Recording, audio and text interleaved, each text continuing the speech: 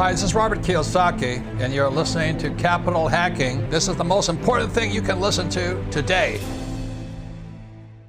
He's the one. I have a dream. With great power comes great responsibility. I could do this all day. This is it. Don't get scared now. They may take our lives, but they'll never take our freedom. Cinderella's story out of nowhere. It's in the hole. That the only thing we have to fear is fear itself. Capital Hacking begins in 3, 2, 1. Welcome back to the big show. Josh McCown with John Edwin.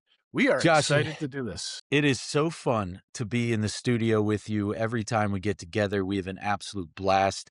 Today, we interviewed Stephen Vereb. What a great guy. 20 years of franchise history.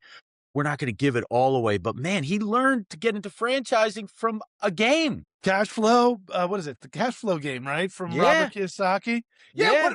By the way, first time I ever heard what he talked about with Robert Kiyosaki. So if you're a fan of Robert Kiyosaki, which is Rich Dad, Poor Dad, if you've heard of it, this is a masterclass on how this guy changed his life trajectory by reading the book and then replaying a game. If that's curious enough to listen, I think it is. But also what I learned from this gentleman, a real thoughtful guy, subscription. We talked a lot about subscription business in here. We talked a lot about franchising. Talked about our good friend, big plug, Brian Beers. You got to get to know that guy. If you don't know Brian Beers, you got to listen to some old shows. But I think we learned a lot about how to interpret the potential jump that executives sometimes consider doing, jumping out of their corporate job with all their developed human capital, jumping into a franchise ownership role. It can be so powerful like it was for him. And we talked about the pitfalls and the pros and cons on this show. So I think it's a heck of an education opportunity for everybody. And I learned a new acronym again. This is the second show in a row I've learned a new acronym. AB, always measure backwards. Let's go. Yeah. John, we did this. So I met this guy, Stephen, and I'm so excited to introduce him to the world. We got him on the show today, buddy. Yes, sir. Stephen, welcome to Capital Hacking. Can you give us a little background on who you are? Hey, thanks, fellas. Thanks for having me. Yeah. So, did the corporate thing back in the day, carried a bag, sold data, read the book Rich Dad, Poor Dad that was handed to me by a colleague because I had a little bit of background in real estate. And even before that, she said, do you read? And I said, well, yeah, Sports Illustrated and Sporting News. Yeah. She said, no, dummy, stuff for growth.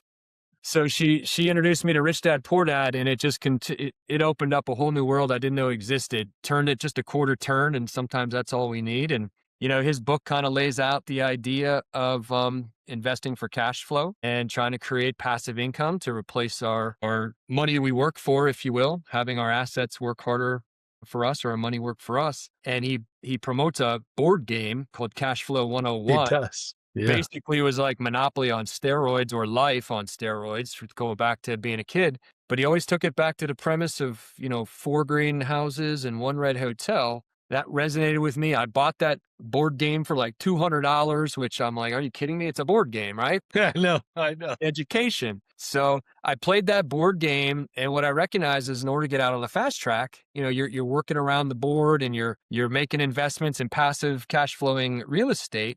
You're making a couple extra $100 here and there, and you're accumulating these properties and these doors once you get to the fast track, then you bought franchises. And the light bulb went on for me. And I was like, how do I get my hands on these franchises? This looks like a lot more fun, and a faster track. That's when I started digging in to figure out how can I get myself into a franchise. And that's what we made happen. I linked up with a business partner. We opened up our first Massage Envy almost 20 years ago, and we just started building them and reinvesting and building more. And it's kind of become our playground. We love it. We think very highly of that space. I got to ask about that though, John. Can I follow up? So Stephen, how about family life and where's home for you for a moment? And what's the name of your business today, if you don't mind? Name of the business today, I'll go in reverse order. Name of the business today is Franchise Lifestyle Consulting. And we basically sit in front of a portfolio of 800 different brands that we have access to help candidates formulate their entree into franchising. Yeah. By the way, the part I love to talk about the most is my family, if you will. So born in Alabama, stayed there for 6 months, and then ended up in Erie, Pennsylvania, and grew up in Erie, Pennsylvania, and went to Penn State University. And from there, made a stop in Charlotte for a few years. That's where I kind of found the real estate industry, and ended up in Northern Virginia, just outside of DC. And that's where I've been since 1998. So this is basically home. Got 3 amazing daughters. One's at university at JMU, and I've got twins that are just about to get their driver's license and are sophomores in high school. Nice. So, all right, we got to dig in here for a minute. I have not heard anyone talk about the the Robert Kiyosaki book, Rich Dad, and jump straight into franchising. I know you said you did some real estate too, but I've only played the game one time with Robert Kiyosaki in a big community event. So I was more worried about getting a chance to talk to Robert than I was about playing the game. So I've actually never made it through the game. So I feel stupid, but I played the children's version a couple weeks ago with my kids. Cash So flow for anyway, kids? Awesome. teach me about, you're telling me the game actually has franchises show up in the game? I did not know that. Yeah. Well, you'd have to get to the fast track, Josh. That's why you didn't know, but that's all right. So you jumped all the way there. Okay, so this whole show should be called Capital Hacking Franchises. So, by the way, Robert's going to endorse your episode here. So that's your way of getting all the way full circle. Here's my point. Here's my question. In the world of franchising, I was also attracted to these years ago. So you jump in. What's your entree? Like I heard you say Massage Envy, but like, what was your step one back then? How did it end up becoming Massage Envy? Why? Why Massage Envy for you guys? Hey everybody, it's Robert Helms, host of the Real Estate Guys radio program. And when you're not listening to our show, make sure you're tuned to Capital Hacking. You're going to dig it. Great question. I didn't know. So part of it, and you and I have some mutual contacts, what I've learned through some of the groups I've joined is you got to get in the rooms with the people that know the answers and that know the answers that you're looking for, and you network, and your network is your net worth at the end of the day. So I didn't know that at the time. I was going about it, looking at the want ads. Back in the day, they had these newspaper things classified, right? And there was a bagel franchise that was being advertised as a resale. And I went over there and had a bagel and called the owner, and then looked up the corporate contact, and the corporate contact was like, "You do not want to buy this." She's like, "As much as I'd love to not have a closure," she's like, "You seem like a good guy. And I'm telling you, the previous owner has run it into the ground." Because there can be great concepts, but there's bad operators, and there can be great operators and bad concepts. Was this woman trying to sell the bagel shop and told you not to buy it? Correct. I mean, she really wanted it to close and just be done with the existing franchisee because he had just run it into the ground. He didn't follow the system. I like to call it, when I was a little kid, my mom would get me these little books like, the color by numbers, where it told you number 1 equals blue, number 2 is red. That's franchising if you just follow the. Unfortunately, sometimes you get operators in that think that they don't have to paint number 1 blue. They can paint it purple or something else, right? And that's where you start to go afoul of the system. So you're investing in the playbook, but some folks think that their idea is better. And sometimes that's a whole other story, right? But how I came across Massage Envy, I started to dip my toe and look at different franchising models. And a buddy of mine at work, he knew I was looking at these things. He was another sales guy, and he and I had a lot in common, both hockey players and kids around the same. Hockey. Yeah. So that's us to the core. So he says, "Hey, my brother-in-law, Henry, is also looking at franchises, and he actually asked me if I would invest in this Massage Envy concept that he's come across. Would you look at it for me?" So I said, absolutely. Massage Envy did a great job. They did these things called validation calls, and they would hold them once a week, and you could call in, and it would be an existing franchisee that would kind of go down the list of pre-canned questions, or answers, I should say, that everybody always wants the answers to. Yeah. How many leads do you get a month? How many memberships do I have to sell? How much do I have to pay my massage therapist? How much rent should I pay? When you're building a pro forma, these are all questions you want answered, and they're not questions that the franchisor can necessarily answer because they are financially related. And by giving those answers, they might be leading the witness like a stockbroker that would be like, "Hey, if you buy this stock, you're going to make money." Franchisors cannot answer those types of in-depth financial questions. And so you can ask them of existing franchisees. What I loved about Massage Envy is they had nothing to hide. They're like, "Hey, ask whatever you want. These folks will tell you whatever you want to know."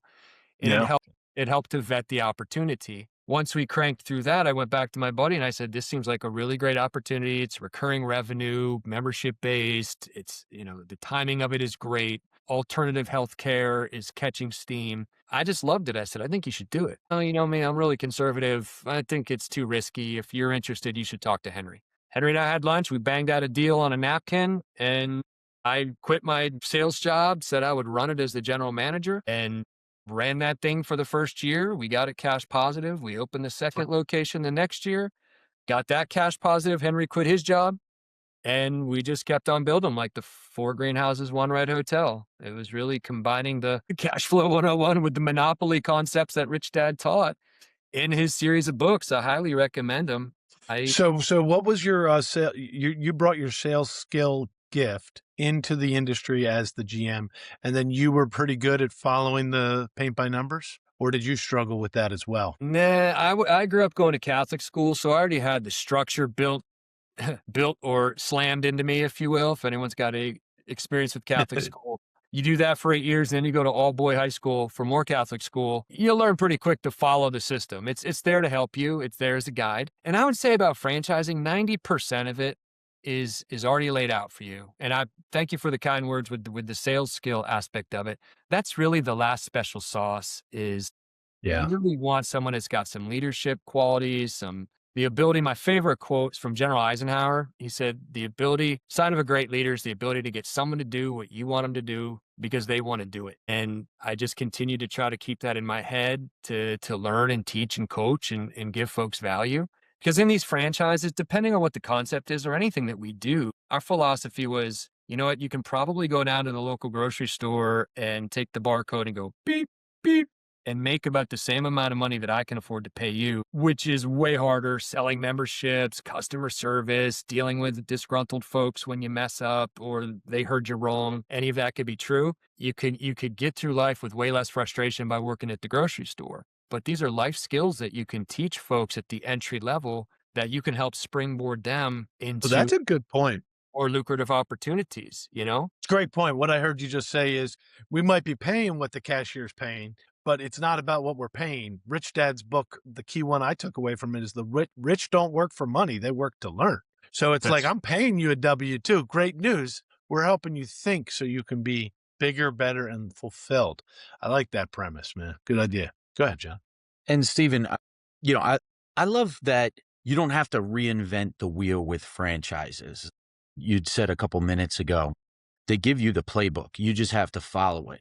And would you say paint by color? I never heard that before, but I like that. Wanted to dive in a little bit into franchise lifestyle consulting. You said there's 800 different brands on your site. And how do you figure like someone like me who's never bought a franchise, bought into it, like how would you walk someone through the process who's never done it before, but interested in potentially getting involved? It's a great question. There's a number of ways. The first thing for us, and when I say us, I'm talking about my business partner, Henry, and I, we really want to understand your why. Why are you doing this, John? Some folks, their quick answer might be like, well, I want to make money, or I want to do this, right?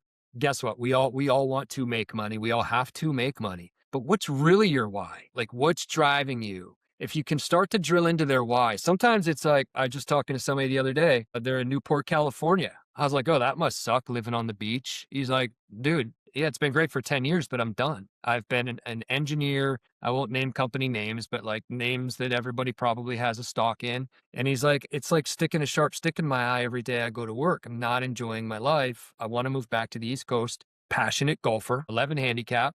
And this particular business is interesting to me. Well, his why is plugged into wanting to have a better lifestyle. Having something that he's passionate about gets him out of bed in the morning and having a business that might support that. Now, that doesn't have to be everybody's why. Some people could say, I don't care if I'm delivering Job Johnnies to the site. There's super cool franchise opportunities in doing that are very lucrative. They're maybe not necessarily concerned with how the sausage is made. They're doing it because they want to take Fridays off and teach their daughter how to swim, which was actually my why. I wanted my daughters before they were age 3 to be able to swim because I knew that opened up a whole other level of cool vacations we could take if I wasn't concerned about them drowning every time when you're near a pool. You know what I mean? I love how you thought that through. I mean, it's my favorite acronym. Always measure backward. AMB, baby. Right. And once you determine your why, then you can start to color in, well, does this franchise make sense for me? Does it align with the time that I'm willing to invest? Does it align Yeah. with the money? I hear something interesting in what you just said. I just want to point it out because listen, my radar goes up whenever I hear people talk about fitting into their lifestyle because I get super nervous about that, there's nothing, people don't hand you anything in this world. So if you buy a franchise that requires a manager and you're that manager, it's not just going to be handed to you. You got to go get it. You got to put the effort in. And so the balance I heard you say that I'll give credit to you was the gentleman who worked for the engineering firm needed a reason to go to work and work as hard as he did at his other job because he was losing his heart at the other job. I think that's what I heard you say because, it can't just be I want a better lifestyle because then who's the one who's going to put the juice in? The premise of this show is it takes some human capital, baby. Somebody's got to put the juice in. Unless you're a billionaire, then you can just hire people with juice. But usually you got to put the juice in. So how do you balance that for the person who's always talking about like balance? I don't want to work as hard as I used to. All those things. Those sound like recipes for disaster in franchising. Am I right or am I wrong? You're 1,000% right. And that's a great call out. I'm glad you said it because you do have to put the juice in. You can't leave the grind at home. You still have to rise and grind every day. It's a matter of understanding that this is my why. This is why I'm going to do this. This is where I'm going to invest my human capital. This is my goal, my 5-year plan. I used to hate back in the corporate days when I was lucky enough not to have a lot of interviews, but the question I cringed at was where do you want to be in 5 years? Because as a kid coming out of university, I didn't have any clue. I just didn't want to be where I just was, right? And that was all I knew. So there does take some forward thought around your why and some realistic expectations of you can't just say, I want to be here in 5 years and just divide by 5. One of my favorite books that the same gal that introduced me to Rich Dad Poor Dad, she told me to read this other book at the same time. And it was called The Instant Millionaire. That book was all about that 5-year goal and understanding you can't just divide by 5. There's a bit of compounding, right? Some flywheel action where the first year you'll probably, when you're opening a new business, you'll probably still not be covering your monthly expenses. You have to plan accordingly, but you might not be losing $10,000 or $20,000 a month at the end of the 12 months like you were in the first month. You might only be losing $2,000 or $3,000, $4,000, $5,000. You're gaining momentum, you're gaining ground, and then you get into your second year, and then maybe you get it to the point where it's cash flow break even. And then third year, maybe you're cash positive, right? Maybe you hit that in the first year, but I wouldn't plan on that success. To your point, Josh, you have to plan with the grind in mind while developing other people so that you can then start to scale and then you can start to live your lifestyle. So it is an eventual lifestyle that you're building. You're so right. You don't just get to quit your job, hop over, throw the money down on a franchise and plant the seed and sit back and watch it grow. Absolutely correct. Hi, this is Melanie McCallan. Josh and I are just so grateful for the many investors who have already joined us at Accountable Equity. Accountable Equity is so much more than a capital group. It's really a community of accredited investors that want to learn and grow together. I just want to personally invite you, if you want to find out more about this type of investment and see if it's right for you and your family, please visit us at accountableequity.com. Hey, it's Hal Elrod, author of The Miracle Morning, and you're listening to Capital Hacking. Enjoy. Yeah, that was a good job articulating that. And I know it's going to come down to the person, the franchise, the location, a lot of other factors. But on average, like someone who's getting into the franchise business, on average, how long does it take to get cash flow positive? Isn't that loaded. Everybody wants to know, right? And that everybody would love to give with certainty. It's such a range, John. It depends on the model. It depends on the franchisee. It depends on the location. You're so right. It depends on a bunch of different factors. Is it a recurring revenue model? Is it, is it services related? I mean, there's a ton of different industries. So the answer is that's really where validation comes into play. That's where you want to talk to the franchisee of the industry or the brand that you're interested in. And you want to say, How long did it take you? What were the obstacles? If you were telling your current self, yourself when you first got started, what would you have changed to help me kind of short circuit that learning lesson? I talked to a brand that I interviewed right before I hopped on this call, and you might open the doors and be covering your costs right away because of your pre-sales. It was a tuition-based, really cool concept around childhood immersion. So think of a daycare. They don't like being called a daycare, but think of a daycare you would send your toddler through, 5-year-old to, where they're immersed in another culture. So they come out and they're multilingual, right?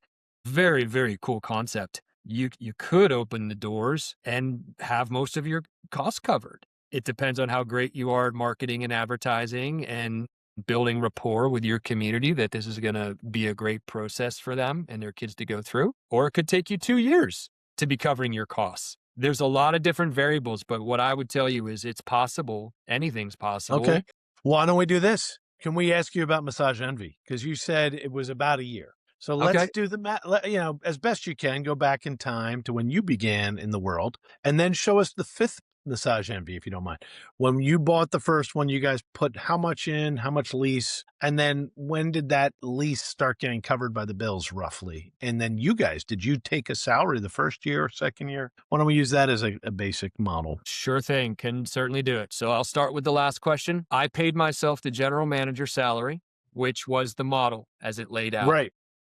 That model was to hire a general manager at $30,000 to $36,000 in salary and then pay him a bonus. I had left a pretty lucrative 6-figure salaried sales job back in the day plus commish. So I felt that I could probably start myself at the top of the bonus or at the top of the salary and pay myself $36,000 as the GM. I thought I brought enough value to justify it. And quite frankly, I'll go back. One of my favorite quotes is from Jim Rohn, who is basically the guy who taught Tony Robbins all he knows. Yes. He's no longer with us, but I highly recommend any book on tape or Audible you can find of him. His philosophy lives inside me every day. He says, we think we get paid by the hour. We don't get paid by the hour. We get paid for the value that we put into the hour, right? So if you think about it, when the person's like, well, I've been here for another year, you should give me a raise. Well, did you become more valuable in that year to justify having a raise? That's smart. Yeah, no, I like that. Right. And so for me, I started at 36,000 plus bonus, and I made up a comp plan to make sure, and it was based on some KPIs. How many memberships did we sell? How many people did we lose? How many appointments did we do? We like to call them impacts because we feel we're making an impact on everybody's life on a daily basis through wellness. And I want to say my comp at the end of the year was about 50,000. So, I made 36 in salary, and whatever the difference between 50 and 36 was my bonus. And that fit into what the bonus structure was for a typical general manager at Massage Envy. We got cash positive at Massage Envy. Now, this is 19 years ago. We were cash positive within the first year. From memory, I believe it was around month 9. That tracked pretty much exactly what the people I validated with said it would do. The range was usually 6 to 12 months. And that's with you putting up a lot of marketing dollars to get there, because obviously it's traction. You need a lot of exposure. Let's use that one for an example. How much did you guys, as the owners of the franchise license, put up for marketing, and how much did the corporation put into marketing?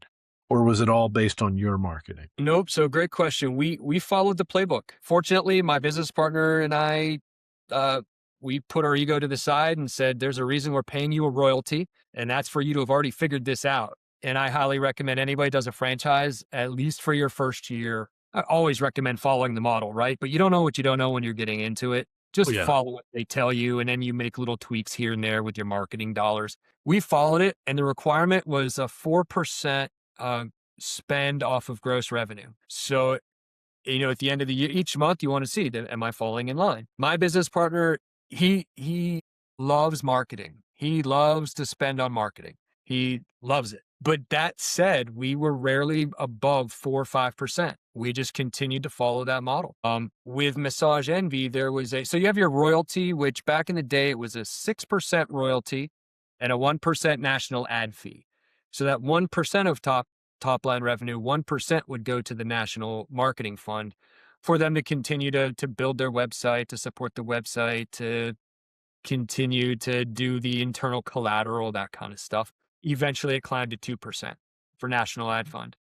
But to this day, we still just follow the model. We put in our 4 to 5%, and then the extra 2% goes to corporate. And now you start to see TV ads for Massage Envy on different daytime TV shows or whatever they think is going to hit the demo. So I'd say all told, we're probably in at like 6%, I say. With tell me what, the reason I'm curious about it is I actually want to learn about it real quick because we're in the spa business now, but are you in with that 4%?